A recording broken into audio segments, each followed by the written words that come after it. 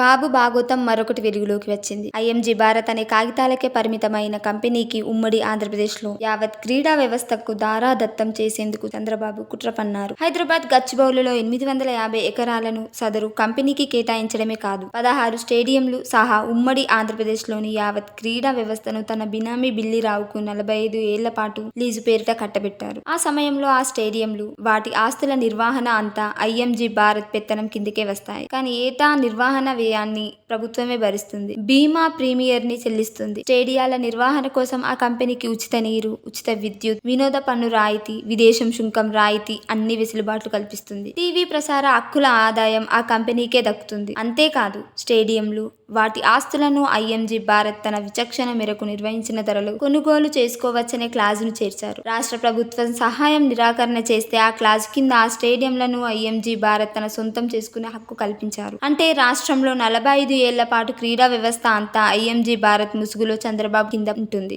ఏదో ఒక సాకు చూపించి స్టేడియంలు, వాటి ఆస్తులను కూడా ఆ కంపెనీ తాను నిర్ణయించిన నామమాత్రపు ధర కింద కొనుగోలు చేసుకోవచ్చు. ఈ కేసు గత 20 ఏళ్లుగా కోర్టులో ఉంది. తాజాగా చంద్రబాబు ఐఎంజీ భారత్ కంపెనీ కుతంత్రాలకు కోర్టు తిప్పికొట్టింది. ఐఎంజీ భారత్ కు అప్పట్లో చంద్రబాబు ప్రభుత్వం హైదరాబాద్ లో 850 ఎకరాలను కేటాయించడమే రద్దు చేస్తూ వైఎస్ రాజశేఖర్ రెడ్డి ప్రభుత్వం తీసుకున్న నిర్ణయాన్ని సమర్థించింది. చంద్రబాబు ప్రభుత్వ హయాంలో 2003లో ఐఎంజీ భారత్ కు ఎకరం 50,000 చొప్పున 800 ఎకరాలు కేటాయించిన చంద్రబాబు ఇప్పుడు ఆ భూములు సర్కారువే అని హైకోర్టు స్పష్టం చేసింది. ఆ భూముల కేటాయింపులను రద్దు చేస్తూ వైఎస్ సర్కార్ జారీ చేసిన ఉత్తర్వులను హైకోర్టు సమర్థించింది. ఐఎంజీ భారత అనే కంపెనీకి 2003 ఆగస్టు 5న రిజిస్టర్ చేయగా దానికి అధినేత అహోబలరావు అలియాస్ బిల్లిరావు క్రీడా మైదానాలు కట్టి 2020 ఒలింపిక్స్ కోసం క్రీడాకారులను సిద్ధం చేస్తామంటూ కంపెనీ ప్రచారం చేసి ప్రారంభించిన 4 రోజులకే ఉమ్మడి ఏపీ ప్రభుత్వంతో ఒప్పందం కుదుర్చుకున్నది. రంగారెడ్డి జిల్లా షేర్లింగంపల్లి మండలం గచ్చిబౌలిలో సెంట్రల్ యూనివర్సిటీకి చెందిన 400 ఎకరాలు, సరూర్ నగర్ మండలం మామిడిపల్లిలో విమానాశ్రయానికి అత్యంత చేరువలో 450 ఎకరాలను కంపెనీకి కేటాయించింది. ఆ సమయంలో అక్కడ సుమారు ఎకరం 10 కోట్ల ధర పలుకుతుండగా ఎకరం 50,000 వంతెన కేటాయిస్తూ 2003 ఆగస్టు 9న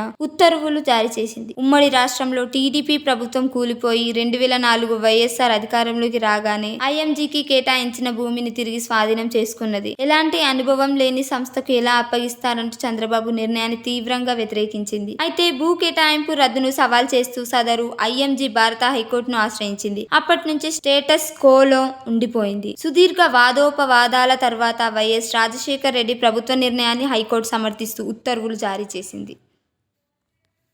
సబ్స్క్రైబ్ చేయండి. Please do subscribe to.